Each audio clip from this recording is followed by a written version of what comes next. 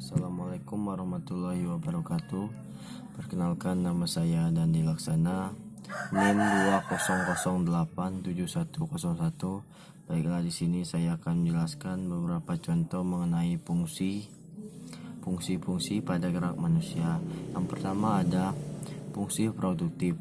Contoh fungsi produktif pada gerak manusia adalah saat kita sedang berolahraga atau melakukan sesuatu yang berhubungan dengan alat gerak pada manusia, maka tubuh akan menghasilkan keringat yang bermanfaat bagi tubuh sebagai membakarnya lemak atau menguatnya otot-otot pada tubuh manusia. Yang kedua, fungsi komunikasi. Contoh fungsi komunikasi pada gerak manusia adalah saat manusia menggerakkan alat geraknya, misalnya memukul bola voli, maka tangan akan merasakan sakit atau perih saat memukul bola tersebut. Yang ketiga yakni contoh eksplorasi.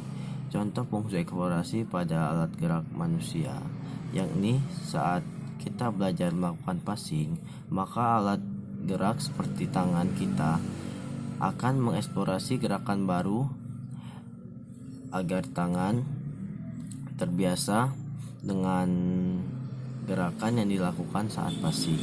Yang keempat yakni fungsi adaptasi. Contoh fungsi adaptasi pada alat gerak adalah saat melakukan layup, maka otot-otot pada kaki otomatis akan beradaptasi sesuai gerakan yang dilakukan. Bentuk penyesuaian lain adalah ketika manusia mengeluarkan keringat, ketika tubuh sedang merasakan kepanasan sesudah berolahraga atau sesudah berlari, maka tubuh akan tetap dingin karena panas tubuh menguap melalui keringat. Dan yang kelima yakni fungsi personal. Contoh fungsi personal adalah gerakan yang hanya dapat dirasakan oleh diri kita sendiri. Misalnya jika kita mengalami cedera atau saat menendang bola, hal tersebut hanya dapat dirasakan atau dirangsang oleh diri kita sendiri. Yang keenam, fungsi ekspresi. Contoh fungsi ekspresi pada gerak manusia yang ini adalah menyampaikan perasaan atau pesan melalui suatu gerakan yang melibatkan alat gerak pada manusia, seperti saat gugup, maka mata seseorang akan secara tidak langsung menunjukkannya, atau melalui tangan serta anggota tubuh lainnya yang akan bergetar. Yang ketujuh yakni contoh fungsi komparasi. Fungsi komparasi ini memiliki contoh sebagai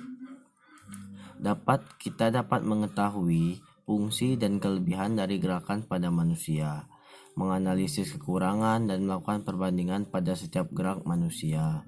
Yang kedelapan ini contoh fungsi ritual. Contoh fungsi ritual adalah pemanasan, merupakan ritual yang harus kita lakukan berulang-ulang sebelum melakukan kegiatan olahraga yang melibatkan alat gerak.